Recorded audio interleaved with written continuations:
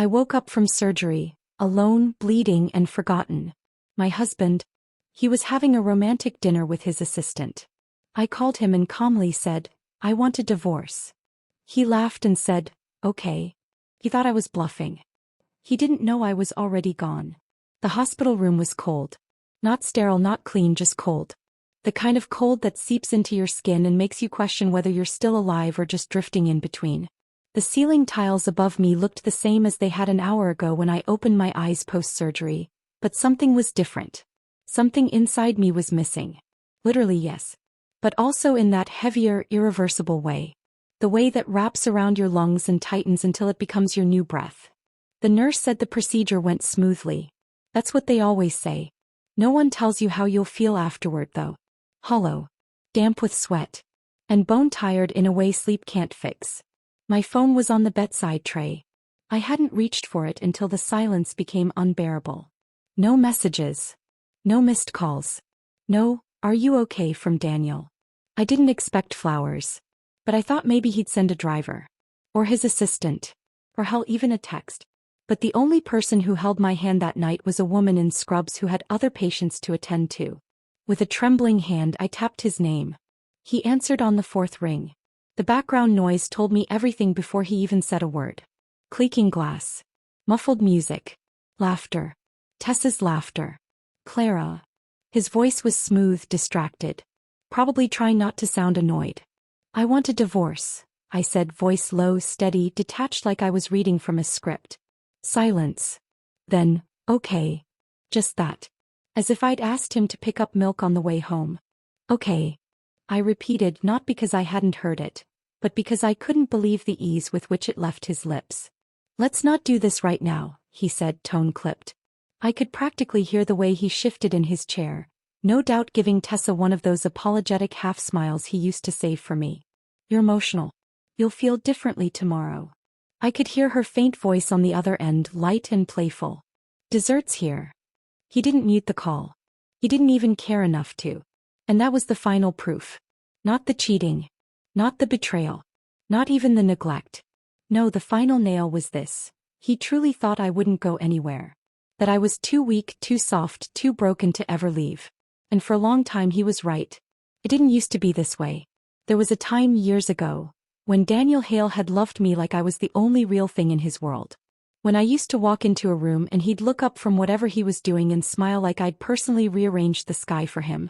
But that was before the board meetings, before the glass offices and cold leather chairs. Before Tessa Monroe walked in with her Ivy League degree and silk blouses, and started shadowing him like she was already his shadow wife. She used to call me Mrs. Hale with this overly sweet tone. Like it was a title I should feel grateful for. Like she had already measured the seat and was just waiting for me to vacate it. The truth is, I didn't lose Daniel to Tessa. I lost him to indifference. Slowly. Quietly. Like boiling in water 1 degree at a time. After I hung up the call, I didn't cry. Not like I used to when we fought. Not like the first time I saw them walking out of a hotel conference together looking a little too casual. I used to cry in the shower, wiping my face before the tears even finished falling. But tonight, I just stared at the forward drip, the steady rhythm of it, like a tiny metronome keeping time with my dead heart. I looked down at my stomach. I'd lost the baby. Daniel didn't even know I'd been pregnant. I didn't tell him because I never got the chance. And that truth, him not knowing, not even noticing, wasn't just sad. It was insulting. A week earlier I'd found the pregnancy stick in the trash, forgotten by a nurse. I had thrown up twice that morning but chalked it up to exhaustion. The double lines stared up at me like a cruel joke. I'd stared into the mirror, one hand over my belly, wondering if this would change anything. Then Daniel's voice had echoed from the hallway. Tessa, can you get my laptop ready for the board dinner? And I knew. This child would never bring us closer. If anything, it would become just another burden for him to delegate, for his family to claim. I couldn't do it again. Not the silencing. Not the role-playing. Not the constant pretending that I was part of a family that never saw me as more than a signed document. Our son Leo wasn't even allowed to live with us. He was being raised at the Hale estate like a little soldier. His days choreographed by Daniel's mother down to the minute. Mandarin in the morning, piano in the afternoon, etiquette classes squeezed in between. I was allowed to visit. Sometimes. On Sundays. For 1 hour. If I followed all the rules. That wasn't motherhood. That was supervised visitation in my own life. I left the hospital the next morning by myself. Daniel never called back. Never asked where I'd slept. Never once checked if I made it home. Which I didn't. Because home had long stopped being home. The Hale Villa felt more like a showroom than a house. Everything was marble and chrome. You couldn't even sneeze without echoing judgment from the walls. I used to walk on tiptoe just to avoid the sound of my own heels. Instead, I called a cab and gave the driver an address I hadn't said out loud in 5 years. My father's old place. He died in a drunk driving accident 3 years ago.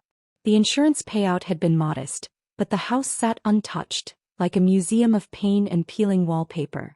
I once vowed never to set foot in that house again. But it was the only place that didn't belong to Daniel. The only place where the silence was mine. I stayed in bed for 2 full days. Not crying. Just breathing. Letting the quiet settle. I kept my phone on silent. Watched it light up over and over. Messages from Daniel. Call me. You're overreacting. We'll talk when you calm down. And then eventually. Let's talk. I'll bring Leo. Are you really going to throw away 8 years over one dinner? Tessa didn't mean anything. You need to calm down. That last one, that was the final trigger. He'd said it so many times over the years. When I cried. When I screamed. When I begged. He'd always said it like a period at the end of my worth. You need to calm down. Oh, Daniel. You need to wake up. On the 3rd morning I stood up. Brushed my teeth. Made coffee from an old tin I found in the cupboard. It was stale, bitter, and perfect. I opened my closet, the one full of memories I'd stuffed in boxes, and pulled out a pair of jeans and a faded sweater that didn't scream Mrs. Hale. I wasn't her anymore. I took out a notepad and began writing a list. 1. Change number. 2. Open new bank account. 3. Visit Leo's school. 4. Find job, any job. 5. Sign the divorce papers. Myself if needed. It wasn't a plan for revenge. It was a plan for survival. Because Daniel Hale thought I wouldn't go anywhere. But he forgot the most dangerous thing about a woman like me. I had nothing left to lose. And nothing is heavier than that kind of freedom. When I returned to the Hale estate, it wasn't to fight. Because Daniel had texted the night before. Come home. We need to talk. About Leo. Not about me. Not about the miscarriage he still didn't know about. Just Leo. Always Leo, the golden heir to the Hale legacy. Raised with a silver spoon and trained like a soldier. He hadn't called me mom in over a year. I was just Claire now. Sometimes her. The gate buzzed open like it always did. No one questioned my presence. No warm welcome either. Just marble silence and the faint echo of heels clicking somewhere deeper in the house. I found Daniel in the study, seated in the leather chair he loved more than any living thing. He didn't stand when I entered. He looked up and said, "You missed Leo's school report." He dropped 2 points in math. Vanessa says it's because you keep distracting him. Vanessa, his sister. The walking reminder that I never belonged here. I wanted to laugh, me distracting Leo? When was the last time I'd even seen him? I didn't miss anything, I said softly. I was in the hospital. Daniel's brow creased. Hospital. I nodded. A month ago. Emergency room. Surgery. Miscarriage. The word fell like a blade between us. His lips parted but no sound came out. Not even denial. Not even concern. You were pregnant? He asked finally, like it was some inconvenient memo he'd missed. I was. His eyes flicked to his whiskey glass, then back to me. Why didn't you tell me? You were busy. I smiled thinly. It was the night you ran out of the house to stop Tessa from drinking too much wine at a business dinner. His jaw tightened. That was a client event. I drove myself to the I said, cutting him off. I was bleeding, Daniel. And you didn't answer a single call. The silence after that was louder than any screaming match we ever had. He ran a hand through his hair. Why didn't you tell me afterward? Because the baby was already gone, I whispered. There was nothing left to tell. His face paled. But I didn't want pity. I didn't want apologies. I just wanted it out in the open. He exhaled slowly, then shifted to defense as he always did. You should have been more careful. These things don't just happen out of nowhere. And just like that, he made it my fault. A year ago I would have snapped. I would have screamed, thrown something, demanded he take responsibility for once in his life. But today I just nodded. You're right, I said, voice calm. I should have been more careful. With everything. I stood by the bookshelf, fingers brushing against the old hardcover volumes Daniel liked to display but never read. I used to think I was lucky, I said almost to myself, that someone like you, someone so clean, so perfect, would want me. Daniel looked confused. What are you talking about? I turned to him. Do you remember how we met? He blinked. Of course. I don't think you do. It was 11 years ago. Late evening. I was biking back from a part-time job, the kind that paid in tips and leftover muffins. The air stank of cheap beer and sweat. I turned the corner and saw a group of punks, 4 of them, surrounding a guy in a school blazer, his glasses cracked, face pale. I almost kept going. But something in me turned the brakes instead. I rolled straight into the alley, flung my bike aside and screamed like a banshee until they scattered. I didn't fight them off. They just didn't expect a girl in ripped jeans to show up yelling like the world was ending. The boy they left behind was Daniel. A scholarship kid at one of the best prep schools in the city. At top of his class. Completely out of place in my world. And yet, the next day he showed up outside my job. Said he wanted to thank me. Said he wanted to take me out for coffee. Said he couldn't stop thinking about me. I laughed in his face and walked off. He came back the next day. And the next. Until finally I agreed. We were fire and glass. I was wild. He was precise. I taught him how to curse properly. He taught me how to fold a resume. When my father, an abusive alcoholic shell of a man, beat me so badly I couldn't get out of bed, Daniel broke into my house, scooped up my bleeding body and carried me to the ER. While the doctor stitched me up, Daniel sat with his head in his hands, shaking. The doctor looked confused. You're not the one bleeding, kid. Daniel just whispered. Then why does it feel like my chest is on fire? He held my hand the whole night. He made me popsicles from scratch. He promised I would never hurt like that again. I believed him. But time has a funny way of unraveling promises. Now here we were, me in this cold glass house, and him looking at me like I was just another item on his to-do list. You stopped seeing me years ago, I said. Stopped hearing me. You left me alone in this marriage and then wondered why I went quiet. Daniel rubbed his temples. Clara, for God's sake, this again? No, I said. Not again. Just once. And then never again. I didn't wait for him to respond. I walked out of the study and down the hallway toward the front door. He didn't follow me. Not right away. At the door I turned around and looked at the grand chandelier above the entryway. The one his mother loved.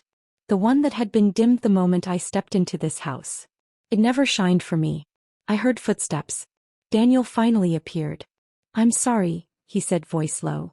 I'm not angry, I replied. I'm tired. He took a step closer. You're not thinking clearly. You've been through a lot. We can go to counseling. I let out a soft laugh. Daniel, I just told you I lost our child and your first instinct was to blame me. He flinched. This isn't grief talking, I said. This is clarity. At the door I paused. I'm leaving, Daniel. For how long? He asked, almost genuinely confused. Forever. He blinked like he didn't understand the word. Like forever had an expiration date. I'll send the divorce papers, I added. Clara, don't. I'm not asking for your permission, I said, my voice finally firm. I'm informing you. Then I opened the door, walked out and didn't look back. Not even once. The message came at 3:14 p.m. sharp. Daniel, come to the estate. It's about Leo. Be here before 6. No, please. No explanation. No follow-up. Just a direct order, as if I were still the woman who adjusted her entire schedule to fit neatly around his. Still, the name Leo hit like a reflex.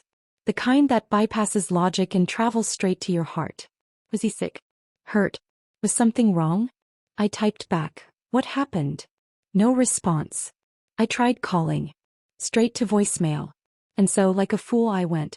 By 5:45 I stood at the gates of the Hale estate again, this time wearing jeans and a black blouse, not bothering to dress for their expectations. The guards let me through without a word. One of them glanced at my outfit, then at my face and said nothing. Smart man. As I stepped through the grand doors, The familiar scent of jasmine and cold marble slapped me in the face. I hated that I remembered it so vividly. What I didn't expect was the sound of laughter coming from the dining room. I followed it, walking slowly, methodically, heels echoing louder than my heartbeat. The moment I stepped into the room, everything stopped. They were all there. Daniel at the head of the table. Leo sitting beside him, quietly sipping soup from a china bowl. And Tessa, seated where I used to sit. Right between my husband and my child. The same woman who'd once called me Mrs. Hale with sugar-dripping disdain now smiled sweetly at Leo, brushing something off his shirt like she belonged there. My throat tightened. Daniel didn't stand up. He didn't even look startled. "Clara," he said evenly, like I'd arrived 10 minutes late to a dinner I wasn't invited to. "You made it." My eyes swept the table. Fancy linen. Silver candlesticks. Nothing out of the ordinary. No signs of panic. No child sick with fever. Just a smug assistant playing house in my place. I turned to Leo. "Baby, are you feeling okay?" He blinked, then nodded wordlessly. I moved closer, reaching out to touch his cheek, but he flinched. Pull back. Turned toward Tessa instead. A quiet, involuntary motion. But it gutted me. Like I was the stranger. Like I was intruding. Tessa gave a little laugh, one hand on Leo's shoulder. "Oh, I'm so sorry," she said with mock concern. "Did no one tell you? Leo's perfectly fine. Just a little cold last week, that's all." She tilted her head sweetly. "You didn't imagine it, did you? Maybe too many sleeping pills lately." The entire room went quiet. Every pair of eyes turned to me. Daniel's grandmother's lips pursed in disgust. Vanessa Hale raised a perfectly arched brow. The implication hung in the air like rot, that I was unstable. Dramatic. Hysterical. I saw it so clearly then. It wasn't a dinner. It was an ambush. I stepped back from Leo, straightened my spine and looked at Tessa. "Don't you ever," I said, voice icy, "use my son as a prop in your little power play again." Tessa blinked. "If you want to chase a married man," I continued, "do it with your spine, not your slime. But the second you drag my child into it, I will not be kind." There it was, the flicker of panic in her eyes. She hadn't expected me to bite. Vanessa scoffed loudly. God, still playing the victim after all these years. I turned slowly. "Sorry. You were never one of us," she said, slicing into her lamb with unnecessary force. "My brother married down and we all knew it. Trash will always be trash." The words landed, but they didn't pierce. Not anymore. I looked around the table. Every single one of them had looked down on me since day one. Daniel's father was gone, but his mother and sister carried the family's ego like a crown. I was the girl from nowhere. The one with a troubled past and no pedigree. They thought I'd crawl away quietly. They were wrong. I smiled coldly. "Mrs. Lynn," I called toward the kitchen door where the longtime housekeeper hovered awkwardly. "Come visit me sometime. I'll cook for you." She blinked, surprised. "Why, yes, Miss Clara." Then I turned to Daniel, who hadn't said a word this entire time. "You're pathetic," I said softly. "You let them humiliate the woman who carried your child. Who buried it. Alone." Daniel's jaw clenched. "That's enough." "No," I replied. "This is enough." I walked to the table. Picked up Vanessa's bowl of creamy soup, her favorite, and without hesitation, dumped it on her designer dress. The scream that followed was operatic. Everyone shot to their feet. Chaos erupted. Silverware clattered. Leo gasped. Tessa's eyes widened. And before Vanessa could react, I grabbed the breadstick from her plate and shoved it straight into her open mouth. "Now that's what manners look like," I said. For 3 full seconds no one moved. Then Daniel's grandmother shrieked, pointing at me like I'd murdered someone. "She's insane. Divorce her now." I walked to the edge of the table and with one sweeping pull, ripped the white tablecloth clean off. Dishes smashed. Food flew. Wine stained the carpet. And no one at that table left with dignity intact. "This," I said, stepping back, "is what you get when you push a woman who's had enough." Daniel finally snapped. "Clean this mess up." I turned to him slowly. "Oh," I whispered, pulling a document from my bag. "One more thing." I tossed the divorce papers onto the table. "Consider this my final contribution to the family." His expression twisted. "Clara." "No, Daniel." I stepped closer, meeting his eyes. "Don't talk. Just sign. He grabbed my wrist suddenly. Where do you think you're going? I stared down at his fingers wrapped around mine. The pressure. The control. Familiar. But not tolerated anymore. What does it matter to you? I hissed. Let me go. Vanessa, still wiping soup from her lap, muttered something cruel under her breath. Daniel turned and snapped at her. Enough. But the damage was already done. I yanked my hand free. Pain flared, but I didn't flinch. Instead, I leaned in toward Vanessa again. Want to see what trash can do when it's pushed too far? Her eyes widened in terror. I smiled. Then keep talking.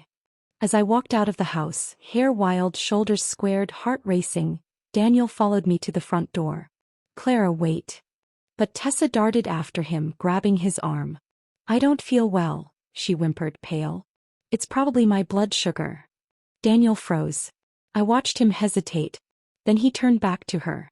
Of course he did. The air outside the Hale estate was humid and thick, the kind that clung to your skin like a second layer. But I had never breathed more clearly. I didn't run to my car. I walked. Slow. Measured. Controlled. Every click of my heels across the stone driveway sounded like punctuation at the end of 8 wasted years. Daniel's voice chased me before his footsteps did. Clara. Clara, stop. I didn't. Keys in hand, I opened the driver's side door.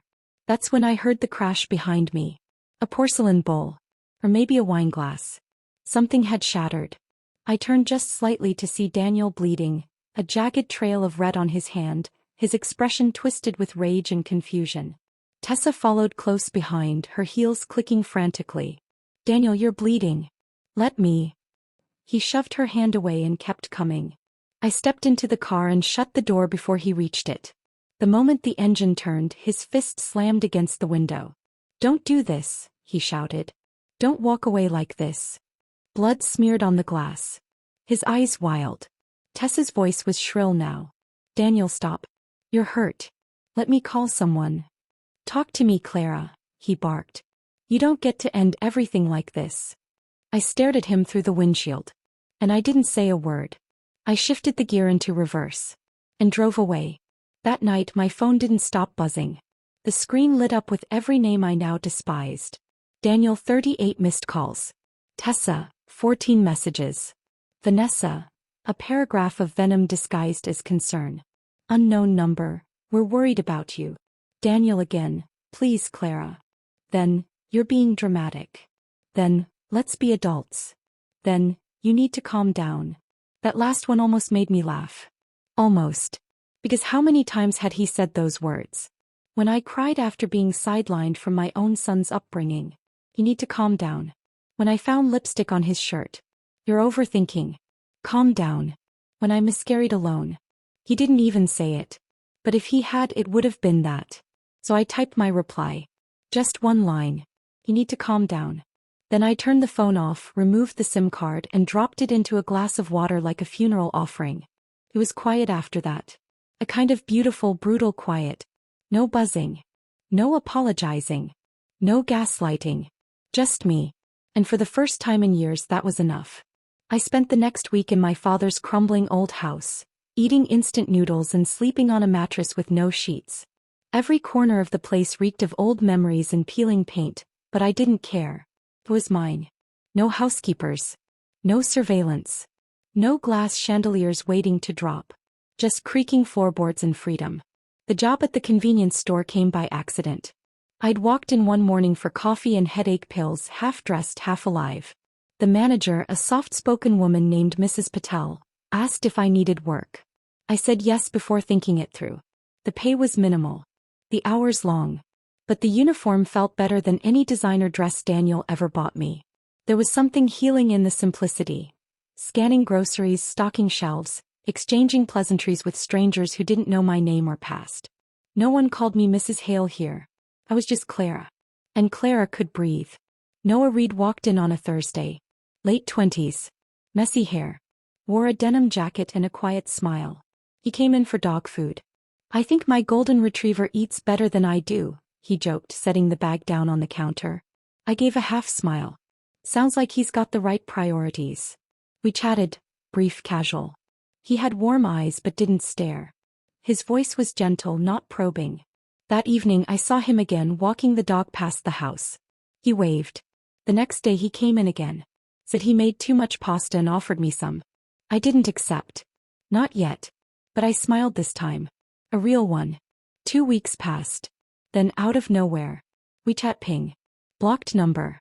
But I knew the profile picture. A photo of the ocean Daniel had taken years ago on a trip I wasn't invited to. Daniel, when did you start planning the divorce? You can't be serious. We have a child. You're going to take away his family for what? Your pride? You're acting heartless. You're not even thinking about Leo. 8 years, Clara. You can't throw that away like nothing. Say something. I stared at the screen for a full minute. Then I typed back. You need to calm down. And closed the app. He never responded after that. I had peace again. It wasn't loud. It didn't come with applause or closure or some cinematic sense of justice. It was just a cup of instant coffee on a quiet rooftop, watching the sun rise over a neighborhood that didn't expect me to apologize for existing. It was waking up in a place where no one touched my phone or tracked my schedule. It was being anonymous, and in that anonymity powerful. Mrs. Patel liked me. He gave me more shifts. Noah kept showing up. Sometimes for gum, sometimes for nothing. Once he forgot his wallet and I paid for his soda. He came back the next day with an entire box of chocolate bars as interest. He never pried. Never asked what I was running from. Never commented on the faint scar across my wrist or the fact that I flinched when someone walked too close behind me. He just smiled. And that silence, that lack of expectation, it healed something in me I didn't know was bleeding. Daniel, meanwhile, stayed silent. But I knew him too well to believe he had given up. He was regrouping. And when he came back, it wouldn't be with apologies. It would be with strategy. But this time, I would be ready. It was nearly a month before I saw Daniel again. By then, my new life had settled into a strange rhythm. Quiet mornings at the convenience store, occasional coffee with Mrs. Patel, random run-ins with Noah and his golden retriever. I slept better, ate better, even laughed once or twice. But I always knew it wouldn't last. Not while Daniel was still unraveling. The rumors came first. Mrs. Lynn, the loyal Hale housekeeper, called me one night. I hadn't heard from her since the dinner incident. Miss Clara, I'm not trying to meddle. But Mr. Hale isn't well. I stayed silent. He's not eating. He barely sleeps. He's looking for things. What things? I asked flatly. High school notebooks. Old photographs. Gifts. He locked himself in the storage room for 4 hours last week. He was shouting. He threw a chair. My fingers tightened around the phone. Let him look. He found the old scarf, she whispered. I closed my eyes. That damn scarf. The one I'd knit for him when we were still in college, when he pulled double shifts and always forgot his gloves. He never wore it. Said it was too short. Too colorful. I kept it anyway in a box labeled Hope somewhere he never looked until now. Mrs. Lynn cleared her throat. 2 nights ago he threw Tessa out of the bedroom. Loud enough for all the staff to hear. She tripped on the landing. Broke her ankle. Badly. I didn't respond. And last night, she added, her voice brittle, his grandmother collapsed. Ambulance had to be called. Heart attack. Pause. Everyone says it's the stress. They're all blaming you. Of course they were. He showed up at my door 3 days later. I didn't need to ask how he found the address. The Hale family had ways, documents, records, strings that still had my name. It was 3 o'clock in the afternoon when I opened the curtain and saw him standing there. Same tailored coat, but it hung off him differently. His frame thinner. Cheekbones sharper. He didn't look like a CEO. He looked like a man who hadn't slept in weeks. He didn't knock. He just stood there, hands in his coat pockets, like if he moved he might fall apart. I watched from inside for a moment, then opened the door. No words. No drama. Just silence stretching between us like a cracked bridge. He stepped in when I didn't object. Sat down on the edge of the old couch I'd salvaged from the basement. His eyes scanned the room. Peeling paint, second-hand furniture, my life in recycled comfort. You really live here? He asked quietly. I didn't answer. He let out a breath. It smells like lavender. I didn't say it was because I finally got to choose what my space smelled like. He rubbed a hand over his face, eyes dull. Tessa's gone, he said. She moved out after the fall. I shrugged. You should thank her. She gave it a good run. He blinked. You don't care. I leaned against the kitchen counter, arms folded. Daniel, I stopped caring the moment you stopped showing up. He looked like I slapped him. I showed up every day. No, you were present, I corrected. There's a difference. He opened his mouth to argue, then closed it. Good. Progress. After a long silence he said, I never cheated, Clara. Not physically. I raised an eyebrow. You want a medal for that? He looked up startled. You want me to forget how many times you took her to business trips? How she answered your phone? How she knew what brand of toothpaste I used but called me her like I was an afterthought? He looked down. Tell me something, I asked softly. The night I had the miscarriage, did she know? His silence said everything. I nodded slowly. That's what cheating looks like, Daniel. It's not just bodies in beds. It's who you choose when someone you claim to love is bleeding on a bathroom floor. He dropped his head into his hands. I'm sorry, he whispered. I didn't know how far things had gone. I thought that I'd stay, I finished for him. Because I always did. He didn't deny it. I was wrong, he said, his voice cracking. That's the first honest thing you've said in years. He stayed sitting on the couch as if his body was too tired to rise. His eyes scanned the room again. I remember this lamp, he said, gesturing toward a dusty standing lamp by the window. It used to be in your dorm. Yeah, I said. Back when you loved me. He flinched. A full body flinch. I still do. I shook my head. No. You love the idea of me. You miss the version of me that looked at you like you were the sun.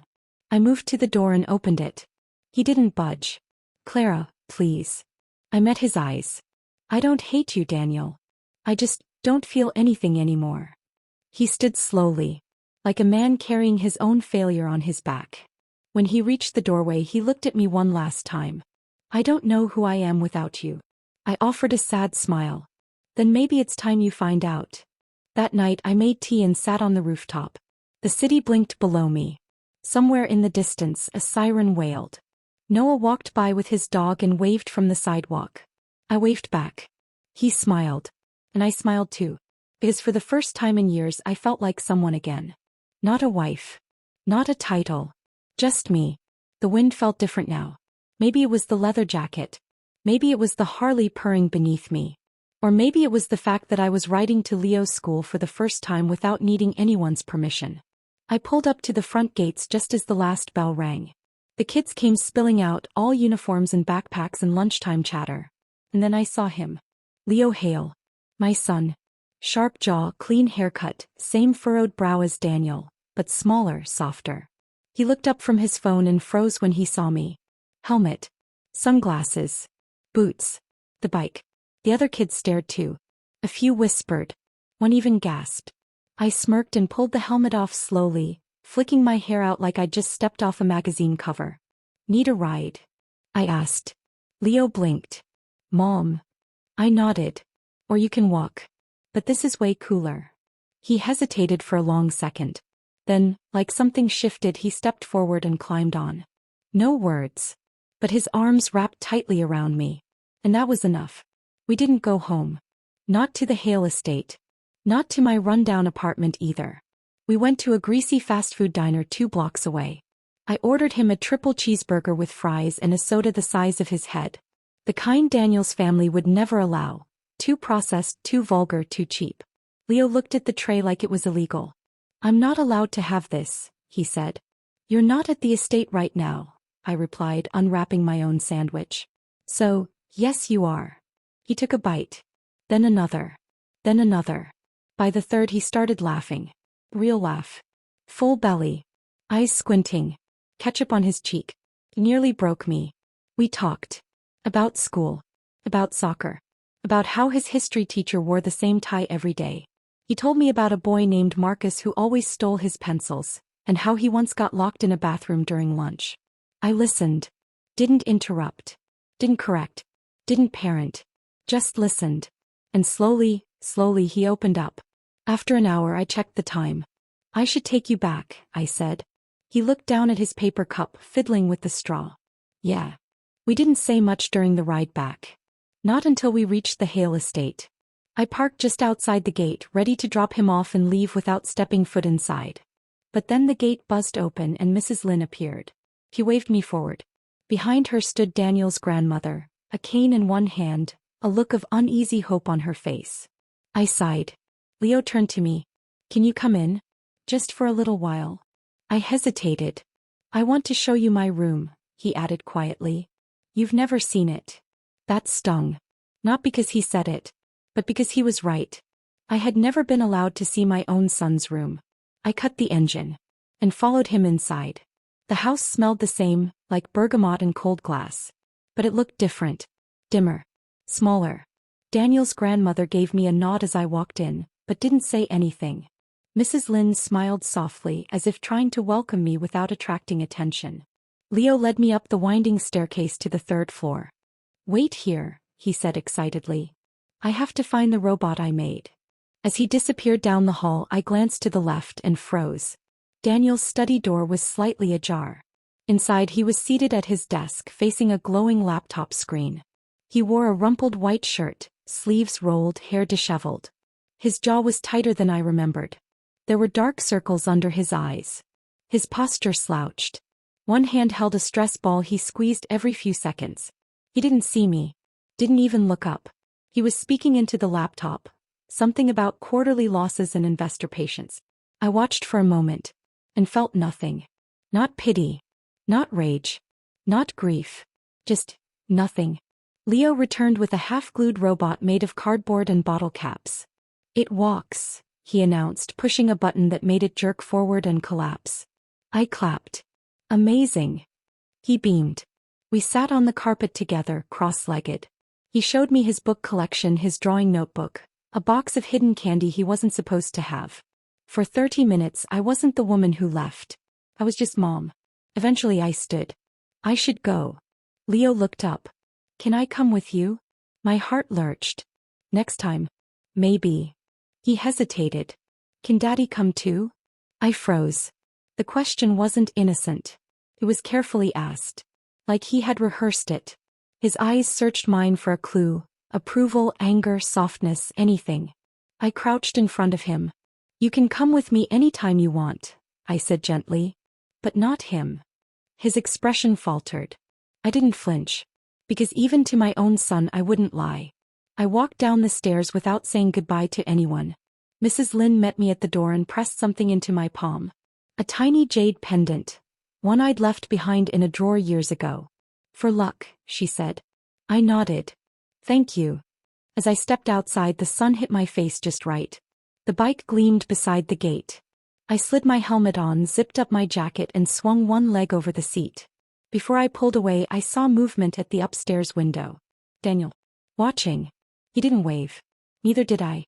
You know it's really over when even your silence doesn't beg to be understood. I should have locked the door. Not that it would have stopped him. Daniel had a way of inserting himself into any room, any space, any breath, even when he was no longer invited. It was late.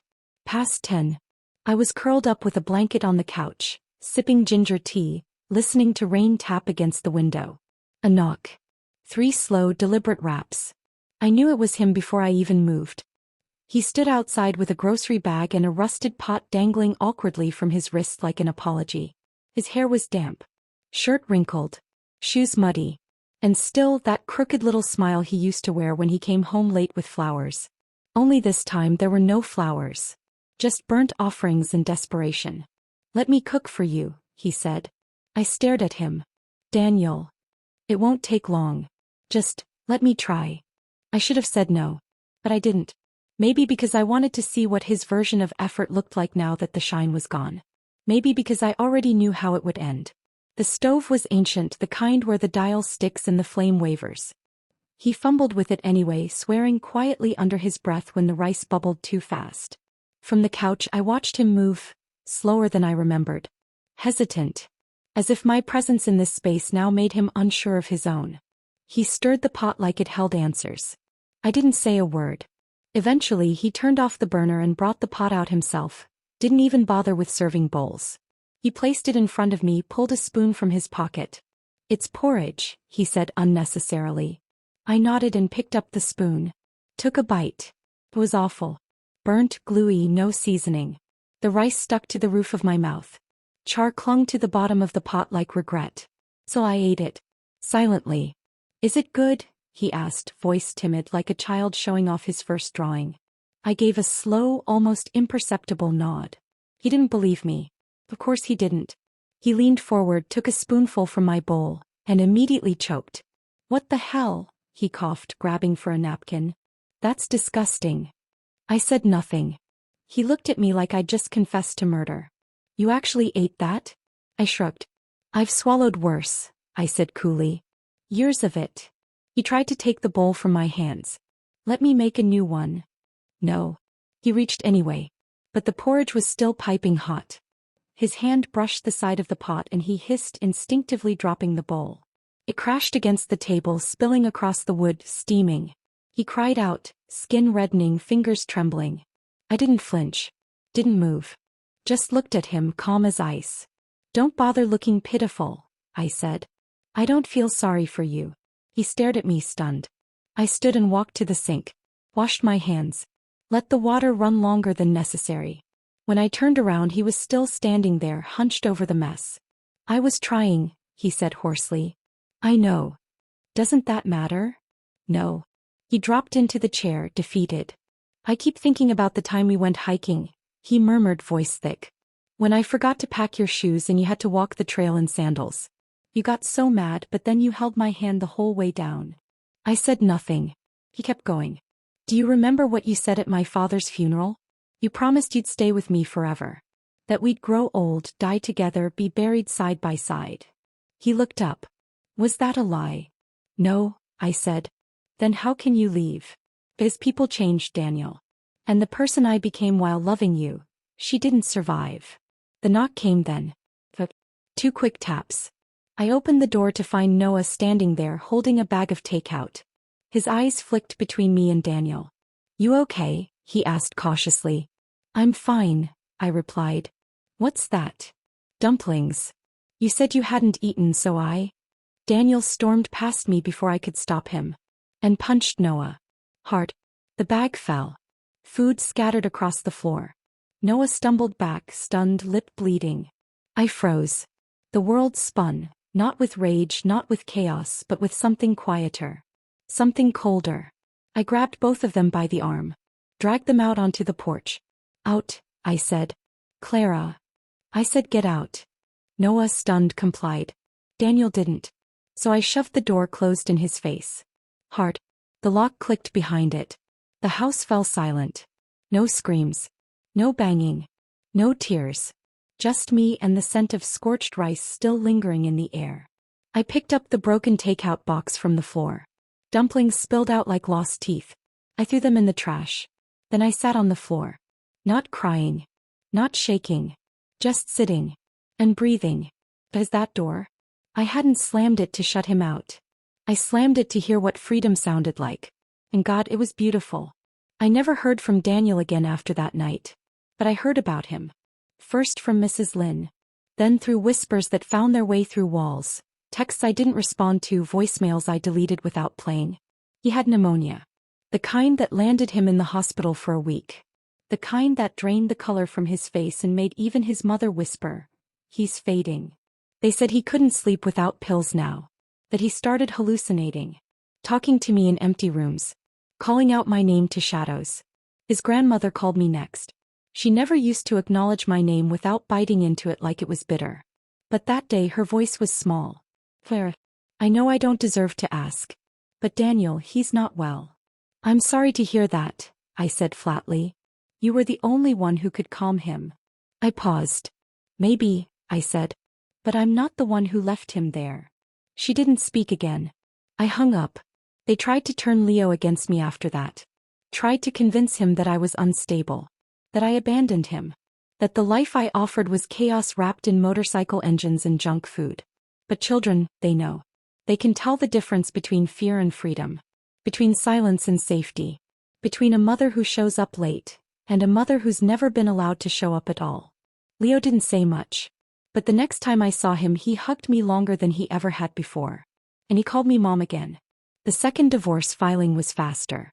Less dramatic.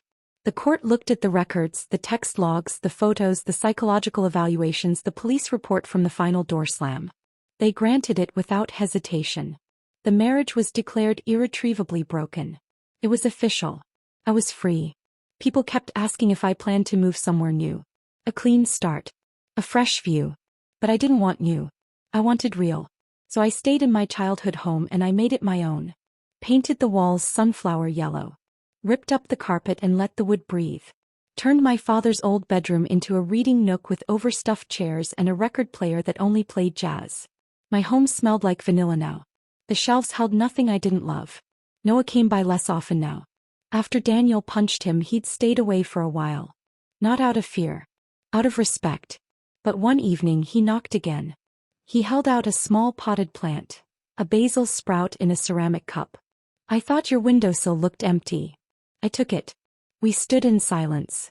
Then he asked, would it be okay if I liked you? I smiled. You can, I said. But don't wait for me. His shoulders slumped a little, but he nodded. No timelines, I added. No titles. Just this moment. He smiled, and for the first time I saw something settle in him. Not disappointment. But understanding. I wasn't against love. I just wasn't built on it anymore. Not the kind that required disappearing to be accepted. Not the kind that asked for sacrifice as proof. Now I was my own story. And whoever wanted to read it, better come correct. Weeks later I found myself at the airport. Not leaving. Not escaping. Just flying. A weekend trip with Ivy and Rachel. The girls who'd been there when Daniel left bruises on my soul I didn't even know I had. We sat near gate 27, cross-legged with overpriced coffee and a selfie stick. Ivy said my eyeliner was uneven. Rachel called her jealous. We took 32 photos in 5 minutes. Edited 5. Posted 2. Captioned both. Freedom tastes like vanilla and spite. That's when he walked by. Well-dressed. Headphones in. Sharp jaw kind eyes. We all straightened instinctively. As if our spines had been trained to recognize possibility. He glanced at us, amused. One brow lifted in a way that said, you three look like trouble. We didn't flirt. We didn't jump. We didn't ask for his number. We just smiled. Because the point wasn't the man. It was that, for the first time, we noticed him without needing him. I leaned back in the airport chair and let the sun hit my face through the floor-to-ceiling windows. Planes roared in the distance. Some were landing. Some were lifting off. Me. I was somewhere in between. Exactly where I needed to be. The end.